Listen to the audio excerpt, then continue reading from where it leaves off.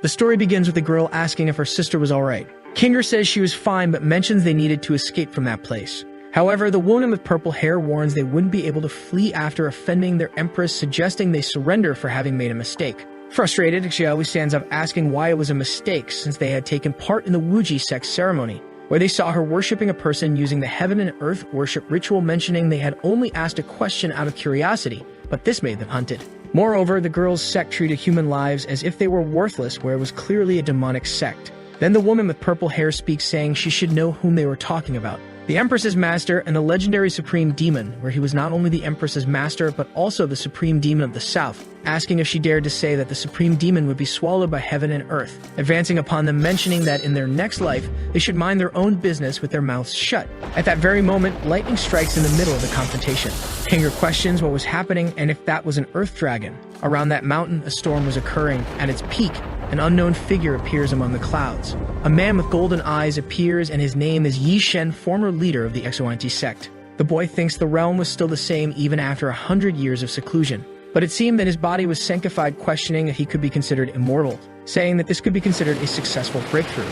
People are surprised by the appearance of that man. Then he makes a maneuver with his hands, striking them away. The girl with purple hair thinks there was an expert protecting them, mentioning they should report to the sect master. Then the girl's group flees, and the protagonist thinks that the power of his body was not bad at all. Looking around, he ends up noticing two women, wondering if there was someone on the mountain that he had just knocked down. Worried, he questions if he hadn't hurt anyone, approaching them, suggesting to check. Landing on the ground, he asks if they were alright. Because of his descent, a gust of wind goes towards them, destroying a piece of the mountain. Sometime later, Xiao tells the protagonist what had happened, saying that the Wuji sect was a name that sounded quite pleasant besides the title of Empress, which is quite dominating. However, one could not kill someone just because they said something wrong, and if his disciple Luan Yaner were there, she wouldn't let that happen. Xiao mentions that he was undoubtedly an expert, and that his disciple must be a person of noble character. Then the boy says that if they were alright, he didn't mean to stay there anymore, and he would withdraw because he had something to do. Xiao affirms that he was really an expert because he disappeared in an instant, questioning if they would be so powerful in the future.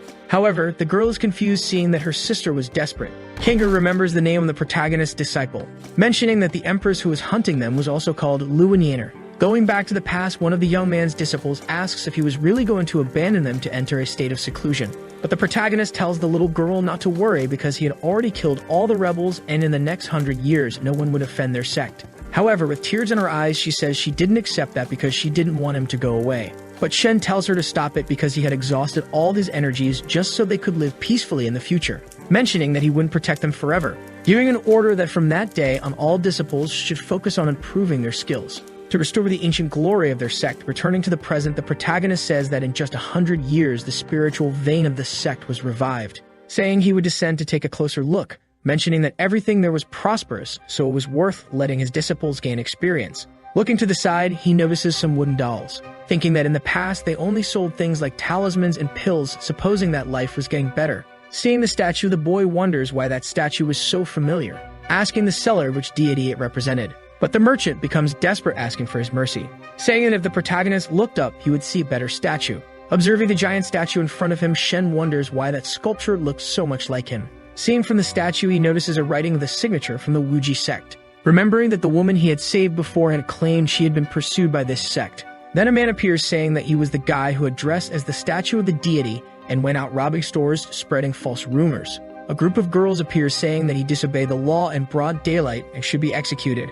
The protagonist is confused, questioning why wearing his own clothes could be considered against the law, mentioning that he wanted to ask some questions, asking why there was a statue of him there. However, people start attacking him, launching a chain attack on the protagonist and restraining him. Then at the same instant, the boy breaks those chains, saying for them to let him finish speaking, leaving the girl surprised because the ability Her Majesty granted her was destroyed in an instant, remembering that she was the only one who could break that formation. Then she looks at another girl, agreeing with each other, starting to supposedly undress, leaving the protagonist embarrassed, saying that seducing him would be useless. Then they start changing clothes, bowing before the protagonist, welcoming him, mentioning that he must be the venerable Yi Shen and that he should follow them to the tower because the empress was waiting for him. Shen is reluctant, asking who was waiting for him. However, the girl tells him not to worry because when he got there, he would understand everything. Sometime later in the tower hall, an unknown figure asks if it was the protagonist who broke the golden lock formation. The boy confirms, saying he was the leader of the Xuanji sect and his name was Yi Shen. Then at the same instant, a girl jumps into his arms, saying that after 100 years she could finally see him,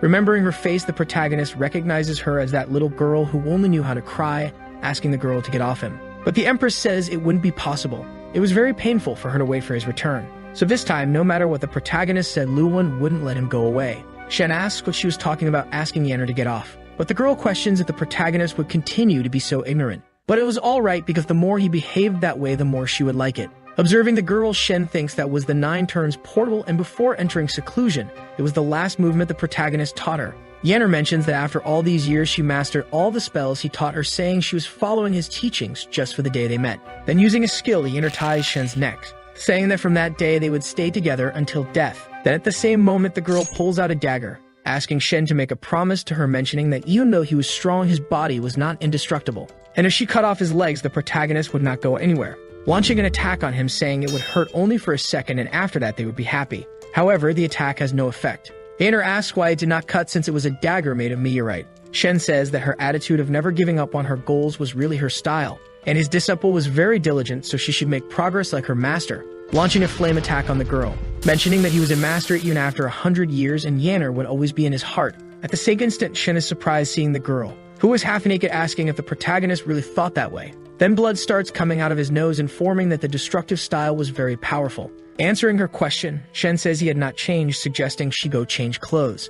But Yanner says he was lying, emphasizing that he had spoken for the sake of speaking, because the boy had said nothing about the promise they had made together and had forgotten everything, leaving the protagonist thoughtful about what he had said and remembering his past with her. In his memories, Yanner says that Shen had said that those formations would not break, but still got hurt, hugging the boy, saying she would not be able to marry anymore. But the protagonist says that Yanner had defeated a black bear even being so young, and affirming that she was very beautiful and would stay with her forever, leaving the little girl embarrassed with what he had said, asking if that was true. Shen affirms, questioning if he had ever lied to her and that they would stay together forever. Returning to the present, the protagonist hugs his disciple, saying that nothing had changed and he had just arrived a little late. With tears on her face, Yanner looks at the protagonist and hugs the boy, asking why it took him so long to arrive. Sometime later, Yanner tells everything she had done over the years to Shen, mentioning that she had changed the name of the sect just to avoid being persecuted. Reluctant, the girl observes the protagonist, asking if the promise they made before was still standing. Remembering the promise he had made that he would be with everyone from the sect forever, Shen tells her not to worry because he would not break his promise,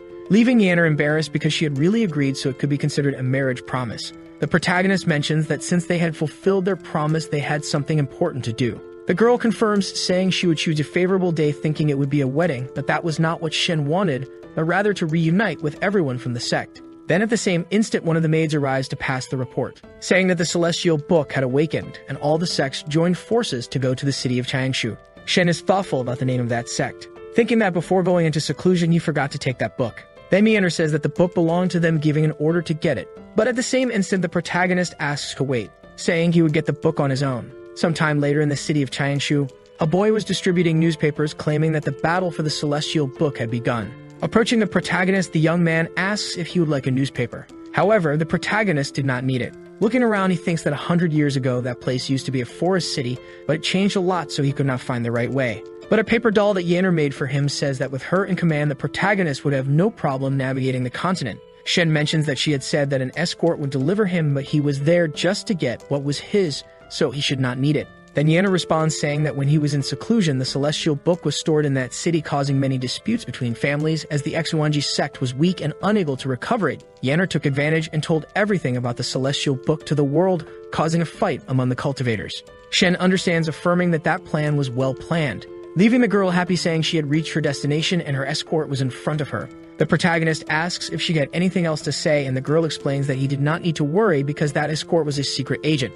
With a threatening look, Yanner tells Shen to get the book and return immediately, and also should not look at other girls, because every time she thought about it, she could not help but get angry. Shen murmurs about Yanner thinking too much about things. At the same instant, the protagonist sees something. Observing a girl in front of him, he questions if that person would be his escort. Approaching her, the protagonist asks if he could know her name. Standing up, the girl says her name was Yanton and she was not very talented but had knowledge in the art of seduction, and if he had a question she would answer. And besides that, she could help find lost items. Shen thinks she must be talking about the celestial books, so that girl must be his escort, but still should confirm, whispering something in her ear, leaving the woman surprised, asking if the protagonist was 250 years old, telling Shen to get out of there and not interfere in her business. Shen says that if they were not a family, they would not live under the same roof, so she should not worry, leaving the girl furious, asking who was part of her family and if she was calling her an idiot. At the same instant, Shen holds her shoulder, saying he was looking for a lost book called Celestial Book. She is surprised by the protagonist's hand, thinking that sensation was incredible, and when she was touched, her inner elixir was about to come out. Remembering about the only person who could do that to her and questioning if the protagonist was her destined dual cultivator. Observing the girl, Shen asks if she was alright, but she was and says she had waited for the protagonist for a long time and would take him to his lost item. Thinking she could not let Shen go away, she tells him to follow her. At the same instant, an old lady was looking around questioning where was the person she would accompany to the palace, sometime later at the Chanshu conference. The protagonist asks why there were so many people in that place, but the girl says that was normal, asking him to look on stage and see if what he was looking for was there, mentioning that the protagonist had a lot of power and should be there for the Celestial Book, because there was a rumor where the person who got it would get the continent. And if the protagonist wanted, she could help him but needed help with something. But Shen had already disappeared from her sight. Looking above, people say something had flown onto the stage. Yan asks what he was doing, because there were two people who were fighting where he could not offend in any way. While one of the people tried to attack the boy, Shen thinks he needed to find the book and leave that place as soon as possible. The man asks if he wanted to take advantage of the fight and steal his treasure, saying he would kill him, launching an attack on the protagonist and sinking his body into the concrete. The man smiles, saying no one would bother him anymore, telling them to resume the discussion about the Celestial Book. But as he spoke, the other man tells him to look behind. However, it was too late, as Shen was already right behind him preparing a punch. But he stops the punch, doing just a light tap on the man's forehead, throwing the man far away. Shen thanks him for his guidance.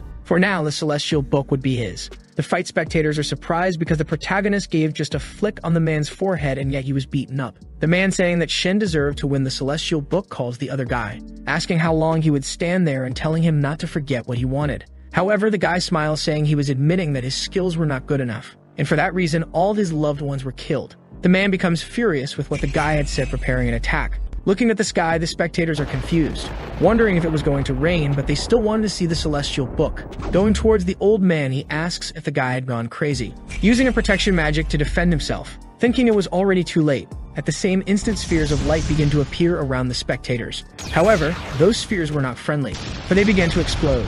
Yanton, fleeing from the spheres, thinks that the old man really used the dark pearls and caused thunders. Moreover, after just half an hour, a gigantic area will be hit and can be completely burned, affirming that the protagonist was doomed. The boy was calm in the middle of the fight, saying that thunders were a bit troublesome.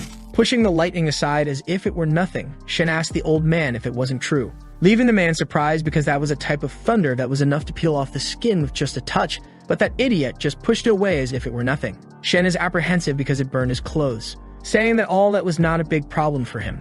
Observing that catastrophe in the sky, the protagonist says it was time to eradicate the source, supposing it was a great opportunity to test his physical body. But at the same instant, something goes towards his face. That was Yanton, who was hugging the protagonist, telling him not to die, asking if the boy was alright and why he was trying to play the hero. However, the lightning bolt was heading towards the two, and Shen asks what kind of rescue that was, pulling something from her bosom. She thinks they had no time. If she lost that opportunity, she might not have a chance of success. Throwing that paper on the protagonist's head, Yanton asks him not to move because that teleportation talisman could be used only once. And no matter how valuable that book was, it was not worth his life. But when she was going to use the talisman, it burns. However, Shen does not teleport, protecting the girl. At the same instant, the lightning strikes the two. With a wicked smile, the old man says he can control the skies, so the Celestial Book would be his, saying that the protagonist was inferior to him. But someone throws a stone at the man. Shen is still standing, affirming that the Ting Chao sect was really powerful, because summoning a thunder was not for just anyone. But was that what he wanted? Asking if he could hear the cries within the thunder. He was treating people's lives as if they were nothing just for a book, questioning if all that was worth it. However, the old man was not up for conversation, preparing another attack on the boy and saying that the winner is the king and the loser is the villain. At the same instant, Shen punches the man's face, saying he had a tip for him. For the Celestial Book, all this time was his property. Using magic on the book, Shen says he had not seen his old friend for a long time, asking for help from the creature. Then the protagonist uses magic to heal the wounds of the people who keep asking who that man was. Then the boy approaches Yanton. Observing her, Shen questions why she did not wake up, thinking if her heartbeat had stopped. Shen is reluctant to touch the girl's bosom, thinking it was too big, but now is not the time to think about that, but to save people. Remembering that the heart was on the left side, Shen presses her bosom and realizes there really were no beats, but the unconscious girl thinks her heart was on the right side. Holding Yanton in his arms, the boy says he should find a secluded place to take a closer look. The girl is embarrassed, thinking they could cultivate meanwhile, so it would be a win-win situation. The other old man, seeing the protagonist leave, calls him, thinking he would never have thought that a young man like that would end up with the book. At the same instant, one of the servants calls the man. The guy says it was for him to attend to the Empress's people, questioning why he appeared now. However, the servant whispers something in his ear. The man approaches the protagonist, whispering a code to him, saying he was the wrong person, but the guy says he would keep his mouth shut and respected his name all his life, saying his name was Zixing, son of Kong. Shen is surprised when the man mentions his father's name. And at the same instant, Yan wakes up, sometime later in a mansion. The old man asks the little girl how was the condition of the injured person. However, she says the doctors had already tried everything, but she did not wake up. Then the old man mentions that he had heard that that woman was the companion of the owner of the Celestial Book, and the girl says he was correct because she was injured because she was protecting him, asking him to take a look at her. However, Yan was no longer there. Hidden, the girl thought that if she pretended to be unconscious, they would take care of her, but he simply turned around and left, wondering if he was planning something behind her back. While Yevon walks, she notices one of her talismans, affirming that no matter how much she fled, as long as she had placed one of her talismans, the boy would not escape from her. Observing the door, the girl tries to hear what they were talking about, questioning why they were silent. Then, to solve her problem, she ends up piercing a piece of the door to see through the hole. But she is surprised by what she saw. Shen was simply touching the old man's chest. The protagonist, observing the mark on the man's chest, thinks he really was the son of Kong. Zixing says that was done as a mark of his father's teachings and a symbol of his family, asking if Shen believed him now. Then Shen says he still remembered when his father went to war with him, and in the blink of an eye he had grown a lot, asking what was the problem. Zixing says he was afraid of something he did not know. 40 years ago, when his father was about to die, he called him to pass the position of city lord, and besides him and his father, there was one more person in the room. An unknown figure asked Zixing if he would be the next owner of the city, mentioning that he seemed to be a person with longevity. But Zixing says he was just a son taking his father's place and acting as lord. The person affirms that he was very obedient, and for that reason Kong liked him so much, and besides taking care of the Celestial Book, she wanted the man to pass on a message. When the Celestial Book finds its master, inform him to bring the book to Fudy Cave. Back in the present, Zixing says that he should keep this a secret from Yaner. The protagonist feels awkward, asking if that was the person he was thinking of. But Zixing confirms that she was his third disciple and her name was Luin, saying she had long occupied the southern part of the continent and is considered a sovereign of the world. Shen is surprised as his disciples were outdoing each other, pondering about the name of the cave, questioning if that wasn't the mountain where he made elixirs with his third disciple. At that instant, Zixing kneels before him. Then the protagonist asks what he was doing. Zixing mentions that originally the position of City Lord was not to be passed to him yet because his father wished to personally receive the owner of the Celestial Book. With tears in his face, he says he shouldn't bother him with those matters, but he needed his help. But Shen says his father, and he had a lifelong friendship, so he couldn't ignore it, asking where his father was. The man says his father was in a deep sleep in the Kunlun Mountains, asking the protagonist to find his disciple first. Yet, seeing that situation goes crazy, saying the protagonist was a pervert and completely misunderstood, because it was a lie that Zixing needed to speak with him in secret, and it was just an excuse to do things. Furious, she says she waited a long time for that opportunity, asking if he was playing with the girl. Entering the room, she throws a pill at them. With the protagonist fallen on the floor, Yan mentions that no matter how powerful, if they smelled a bit of her pill, they would sleep. With a mischievous look, the girl says a high-quality man like that should be hers. However, she notices a glowing scroll by her side, where she starts to hallucinate. Apparently excited, Yan asks if something like that existed in the Celestial Book. Seeing something shining, she asks what color that was, questioning what was happening. Sometime later, the girl was in front of the protagonist, and instantly sits on top of Shen, starting to undress. Shen, still unconscious, asks if that was the smell of alcoholic elixir, noticing something slippery and soft. Opening his eyes, the protagonist is surprised, seeing the girl on top of him, asking what she was doing. Embarrassed, Shen tries to get up, telling Yanton not to come closer. The boy, recalling his memories before fainting, remembers that Yan invaded the room, saying random things and affirming that nothing unusual had happened at that moment.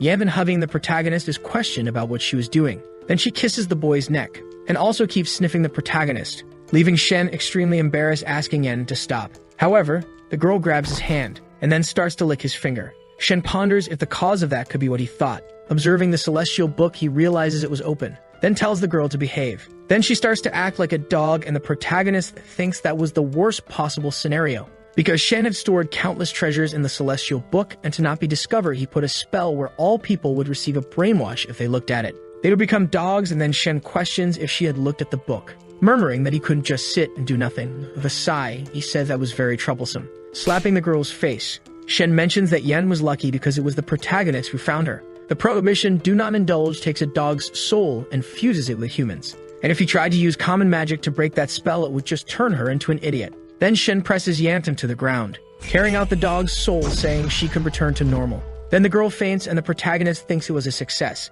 Since she had suffered a lot, she should allow the celestial book to bless her with good dreams, mentioning that after Yanton woke up, the curse would be completely broken, and because he had helped her, the girl should keep that a secret. Then Shen says he should visit the Fusion Cave, besides that he should take advantage of the two being asleep and quickly leave that place, as it would avoid a problem of having to explain. As he was leaving, Yanton holds the boy's clothes. Shen asks if she was still awake. Looking at the girl, she says she would definitely protect him. And with tears in her face, Yanton says she didn't want to be alone. Sighing, the protagonist decides to stay in that place, saying he would wait for her to wake up and then leave. However, the one who wakes up first is Zishan, questioning how he had fallen asleep and where Shen was. Sometime later, one of the protagonist's disciples asks her servant why Shen had not returned yet, but the girl says that when she got there, the protagonist had already left the city. The other woman says that was absurd because she was the oldest disciple, so Shen couldn't leave without saying goodbye. But the girl mentions that she had heard about a woman who saved his life and ended up in a coma. The protagonist's disciple says she was saying that just so she wouldn't die.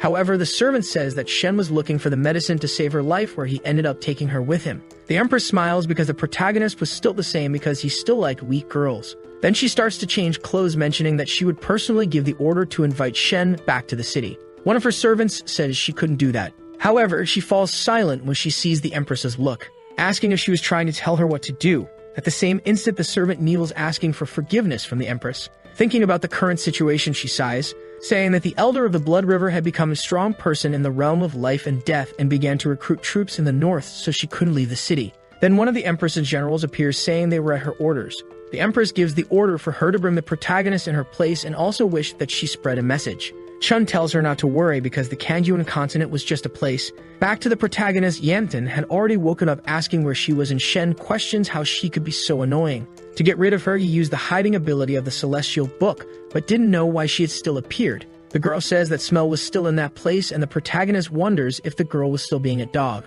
Pulling something from her bosom, she says she couldn't do anything about it. And although the talisman was valuable, if it was used on the protagonist, it wouldn't be a waste because she would find him. Then Shen wonders if she still hadn't given up destroying the girl's talisman. Then Yanton notices the boy. The protagonist thinks she could no longer find him, because no matter the reason, he definitely couldn't take her to the Fudy Cave. However, Yanton whispers, asking if the boy hated her, apologizing because she had passed in the arena during the Chanshu conference, where she caused him many problems. But the desire to save him, even with the chance of dying, was real. The protagonist watches the girl talking, becoming reluctant to say anything, saying that her time was limited. But she had a wish to fulfill before dying, mentioning that she had tried many times and now was convinced that Shen was the only one who could help her, saying that he could laugh as much as he wanted because she would work for nothing. However, before agreeing to help her, she asked the boy not to give up, because she wanted the protagonist to treat her like a dog and she was willing to do anything to accept it. Then Shen sighs and deactivates his invisibility, making Yan happy because he really showed up, thanking him, saying she wouldn't cause any more trouble, questioning if the protagonist liked dogs, and there was no reason to use the celestial book because he could pretend. However, the boy doesn't say a word since he deactivated the book. Yanton thinks that was good because he was willing to help. At that moment, the girl is stabbed in the chest. As she falls to the ground, Yanton has no idea what happened, questioning why it happened that way. However, Shen also didn't know what happened. She was talking, and at the same moment she fainted. But at this moment, the protagonist notices something. Looking around, Shen realizes there was something in that place. At that moment, the Empress appears before the boy. Shen asks if that was Yenner, and the girl questions why he didn't keep his promise and if he would go back on his word. The boy is reluctant, saying it wasn't that. Then the Empress says he could have at least sent a letter to her asking if it wasn't worth thinking about. However, the protagonist says it really wasn't worth it, striking the Empress. Seeing the girl, Shen says she wasn't Yenner. Then at the same moment, the Empress reduces to a soul. The boy mentions that it was expected because it was just a timer, explaining that timers were spirits that fed on cultivators' emotions using illusions to enter their minds, maintaining the illusion until their target was completely drained. Shen supposes that Yan fainted because of that. But the night was the best opportunity for spirits to manipulate their illusions,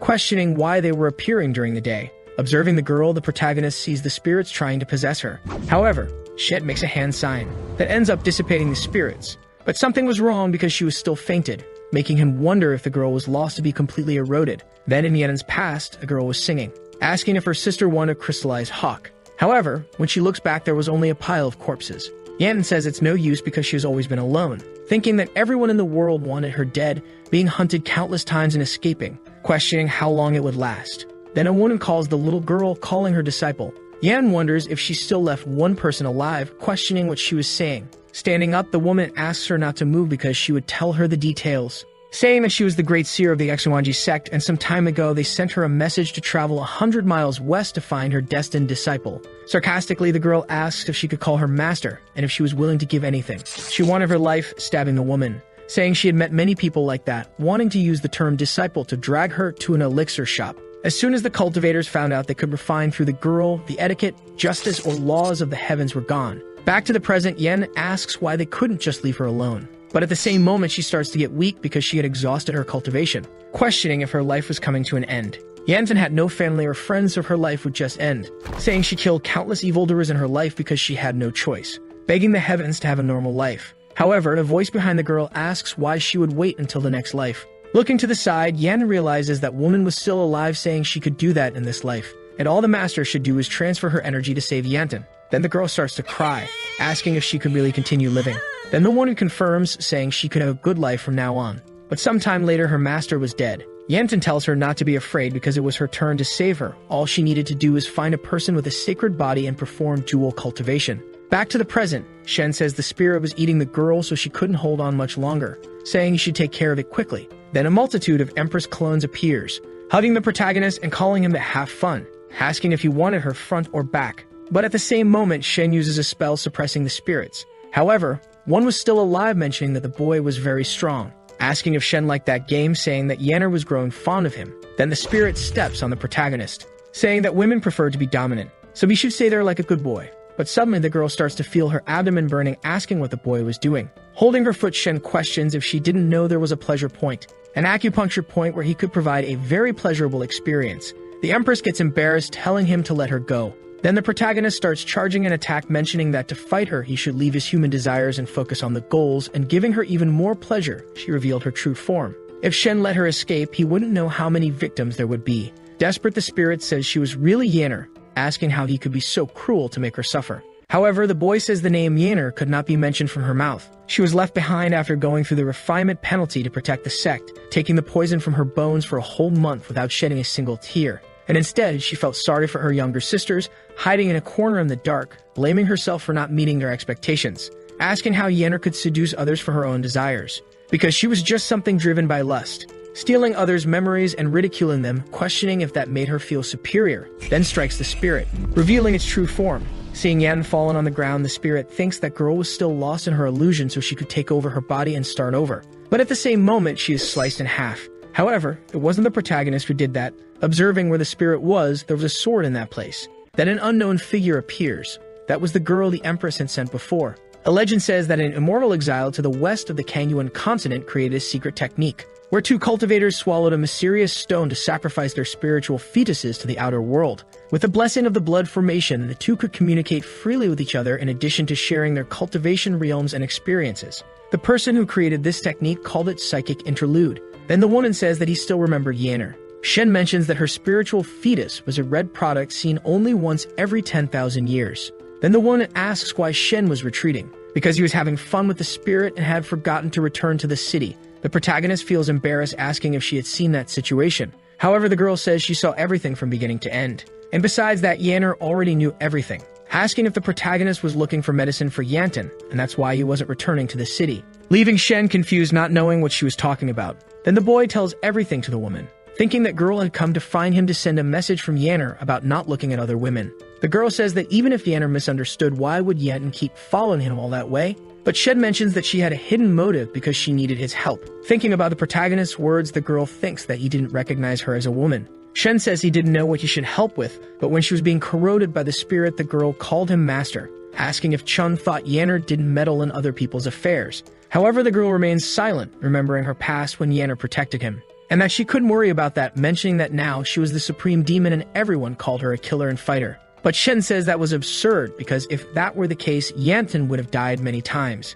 And besides, that girl was not a bad person. She must have suffered a lot for 100 years, and now that Shen was back, the woman was free. Even if the world ended, the protagonist would help her. Embarrassed, Chun says she understands, and now that her master is here, she shouldn't worry about those things, mentioning that when he finishes taking care of things, he should return immediately to the city. And if it happened again, she would personally cut off his legs. Then at the same moment, an aura begins to approach her head, saying that Yanner had forgiven him, and when they returned to the city, she wouldn't take her eyes off him. Shen, seeing that Yanton still hadn't woken up, says he would take a look. However, for Chun, that was not necessary, because she would personally deal with it, then checks her heartbeat, tearing her clothes. Shen feels embarrassed seeing that situation with Chun on top of Yanner, saying that he shouldn't look when women were checking each other's heartbeats, so he would walk through the forest, thinking that since Chun was there, he didn't need to worry about the girl and could finally go to Fud's cave. At the same moment, the woman throws a sword, saying that if he thought it was rude, he should just close his eyes, but he shouldn't leave her sight because it was an order from the Empress. Shen, observing that girl with a threatening look, questions why she was so difficult to deal with,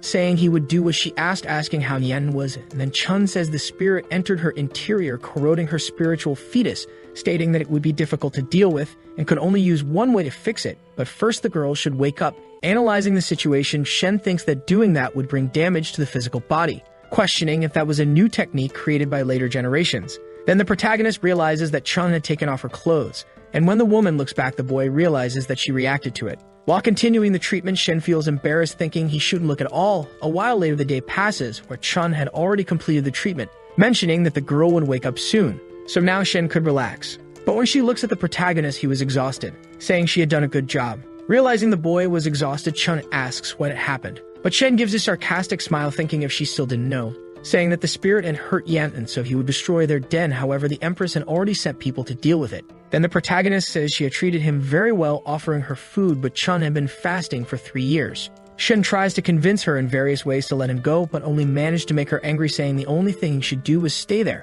But the boy still insisted, stating he wanted to go number 2. Then the woman throws a piece of wood to him, saying go ahead, but the protagonist says to leave it. Then Chun mentions that the girl's vitality was very damaged and the recovery method she did was only temporary, stating that elixirs would be needed to nourish her. But it was already late, so they shouldn't look now. Besides that, after all that work, she was too tired to think about it, suggesting they rest. But the protagonist says she could go rest because he would watch, and at the same moment, the woman falls to the ground. Shen apologizes because he pressed her sleep point so she could rest well. Then the protagonist leaves that place. However, the two were fully awake, cutting to Yanner combing her hair while saying that Shen was a good person because he felt sorry for the weak and helped the young. But this time felt that there was something different. So this time it was not to follow too closely, seeing if he was really helping her. Back to the present, Yan awake thinks that silver hair and animal ears were certainly the military general who worked for the Empress, stating that in that way she would definitely follow the protagonist. Then gets up trying to say something to her, but realizes something, because when she sees that her clothes were completely torn, questioning if when she was sleeping they did something to her. Realizing that the girl was already awake, Chun talks about her being enchanted by a spirit, so she shouldn't move, being surprised when she remembers everything she had done. After all of her planning, she didn't expect to be controlled by a spirit, thinking that if she was safe now, it was because Shen had helped her. As she was leaving, Chun says to stay in that place. Then Yan asks if she would find Shen, asking to go with her because she should thank him with her body for risking his life to save her, leaving the woman furious, saying she never thought Yan valued friendship so much. Yan asks what she was talking about because only a low-class person wouldn't return gratitude. Then Chun asks her to repay with her body because she was the one who saved her. The girl becomes extremely sad because all that was a fantasy of her thoughts. Then the woman draws her sword, casting a spell on Yanton, saying she was not in a position to be against the Empress, because she was just one among millions who could not compete with her. So she was to stay there because that spell would protect her. As Chun walks away, she wonders why the Empress desired the protagonist so much and no one else. Remembering her moments with the Empress, Chun begins to get emotional. But when she looks to the side, that girl was still following her, asking why she had come along and if her spell hadn't worked. However, Yemen says she had her own ways, so she shouldn't worry. Chun thinks she had underestimated her and now needed a more powerful move. Returning to the protagonist, he says he had finally arrived, before a giant place that was Fud's cave. Meanwhile, the boy remembered his moments with his disciple. Seeing what the little girl picked up, it was a spiritual centipede that appeared only in places with a lot of spiritual energy. Luoyan asks why they needed to find a place to cultivate elixirs, because a cultivator should just sit and practice meditation. Shen says she was right, asking if she remembered why he founded his sect. And the little girl asks if it was to seek paradise, giving hope to the poor. The protagonist affirms that was it because it was the desire of his heart, but merely having supernatural powers was not enough to achieve it, because true power must be beneficial to the world, and that day, Luoyan found an ideal place to cultivate elixirs that could help people. Luoyan asks not to worry because she would turn that place into a paradise. Returning to the present, Shen mentions that it was very nostalgic, thinking that Luoyan had become a woman of respect. And besides, he remembers those two girls pretending to be asleep and probably now were following his false body, so he should thank Chun for showing his flaws. However, the protagonist thinks that was not right, but he should focus on that first, and then he would make peace with them later, saying they shouldn't reach his false body so soon. Returning to the two, Yanten was in an extremely suspicious position. Embarrassed, Chun asks what she was doing. However, the girl covers her mouth, telling her to be quiet. Chun asks if she would leave Shen alone because it was a waste for Yanner to think of him as a gentleman. Yanten says she understands how she feels because he was expressing his thanks to a tree. Then the woman thinks she couldn't report what was happening to Yanner because it would dirty her ears. Seeing the girl half naked, Chun asks her to wait. But Yanten says she was going to hell anyway, so she should let her extinguish that desire. Back to the protagonist, he wonders who is talking about him. As he looks to the side, Shen asks if that was a wind spirit, saying that wind spirits only appear in places with a lot of spiritual energy, so she had done a good job. However, when he enters the cave, a grotesque creature was watching him, leaving the poor protagonist confused because he thought there would be a paradise. At the same moment, the monster tries to attack the protagonist. Immediately, the boy changes his gaze, slicing that creature. Then he punches the ground, revealing an unknown place. So Shen asks if she had enough. Observing that spirit was really Luoyan. Seeing Shen, she is happy, mentioning she hadn't seen him for a long time, asking if she had scared him. But the protagonist says that the monsters in the cave were just illusions and she had improved her skills. The girl affirms that Shen was the person who understood her the most. Then the protagonist asks why she was hiding from her senior sister and why she was in that form. However, Luoyan says that her soul hadn't left her body on its own because she had died. With a fearful look, the protagonist becomes furious, asking who had done that to her. But Luoyan asks him to calm down because she prepared this for herself, saying he could see with his own eyes. Mentioning that during the time he wasn't there, many people set their sights on his sect where they were again in danger of being extinguished. But Yanner and she remembered his teachings. Step by step, improving their skills, they were able to overcome this crisis completely. And after everything was over, they had to change the sect's name. But even so, in Luoyan's memories, Yanner says that all the plagues that interfered with the sect were examined and now they just had to wait for Shen to return, asking why she wanted to leave. But Luoyan says she was being too rigid because they couldn't do as they pleased. And at that rate, they might end up growing old. However, the girl holds Yanner's hand, mentioning that everything was fine. The responsibility of taking care of the sect was not hers alone, so she shouldn't worry. Because when she is old, Luoyan would be the master's favorite, asking if she would like that to happen. As she leaves, the girl apologizes, mentioning that the visionary revealed that someone had planned all that, and if she found out, she would do everything to end them. So she didn't want her to look at her in that way as before, asking if her master really understood. In those turbulent times, that was the only family she had. And after that bloody battle, she escaped with the spiritual fetus, setting up a decoy and building the city of Chanshu with that. Zhang Kong waited for him to return. Then Shen says she did a good job, so she shouldn't worry because he would have a new ship sculpture with a strong base for her, using the core of his brain. Luoyan mentions that her master was the best, but that would be more difficult than she thought, because she was still a cultivator of the realm of life and death, leaving the protagonist surprised because she had surpassed him in cultivation level. While her body was sanctifying, everything boils down to the matter of her cultivation, saying she was just in the realm of sculptor divinity, questioning if there was an opponent that even Luoyan, who was in the realm of life and death, was not able to defeat. The girl says that when she looked, he was at the level of the fourth tribulations, and even after escaping with a spiritual fetus, she tried to strengthen her body but couldn't, asking if the boy had just come out of seclusion. Then Shen asks if she thought the protagonist would lose, so Luoyan says she knew the boy would try to face them head-on, questioning if he would win with a crushing victory.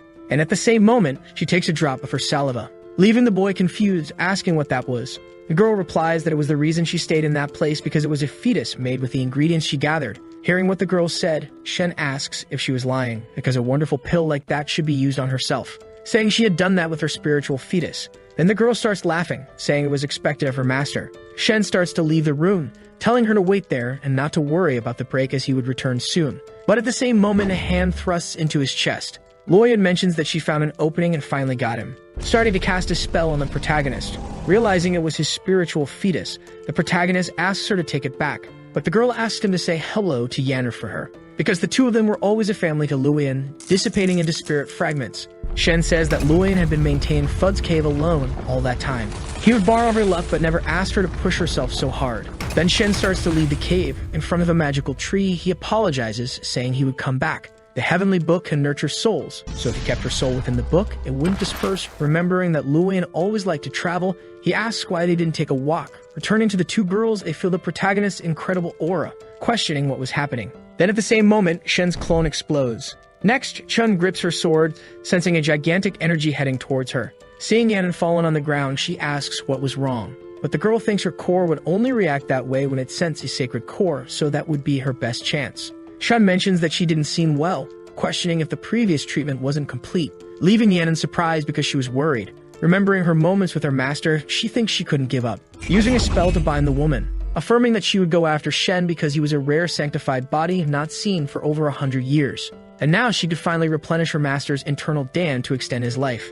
At the same moment, Chum removes the spell, asking if she didn't expect Thuray to defeat her. And if she behaved and let her handle Yenner's affairs, maybe she could ignore her actions. But that was out of the question because it was too much. Questioning if that was how her master had taught her, insulting her. Then Yenten tells her to take back what she said, asking what her uselessness had to do with her master. Using a spell again to bind the woman. Looking at her chest, Chun realizes she had a sealing formation, not knowing when Yenten had placed it. The girl says that formation could only be dispelled by rotation and only those in the realm of life and death could deactivate it. Chun asks if she had planned all that, but the girl says she never lied to him. Because she was the imperfect type who relied on those cheap tactics because without a master to teach her, she ended up having to learn on her own. Thinking if she thought she didn't want a better life and give her all to ensure a path for her master. Affirming she had done everything she could and had no choice but to resort to those methods so she would protect her master no matter what she had to do. Then a statue appears, saying that was the spirit, leaving Yan surprised, asking what he was doing in that place. The statue mentions that the cores she had offered were made with inferior ingredients from spiritual beasts, and if she paid him using her body, her heart would be saved. Saying he felt an incredible amount of ingredients in her body, so he would bring it back to him. Yen remains silent without saying a word. At the same moment, a person arrives, telling her to save her efforts. And that was the protagonist saying he was there.